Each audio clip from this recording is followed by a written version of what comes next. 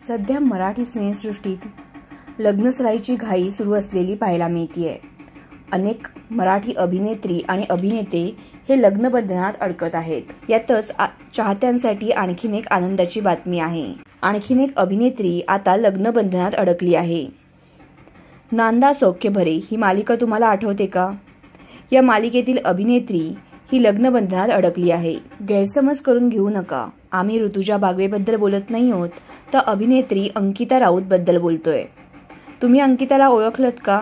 अंकिता अप्सरा आली या स्पर्धेतही सहभागी झाली होती। अंकितानं कोळी गीतांमधून लोकप्रियता मिळवली आहे।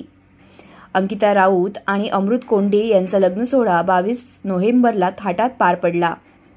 गेल्या 3 दिवसांपासून अंकिता अमृतच्या लग्नाची लगबग सुरू होती।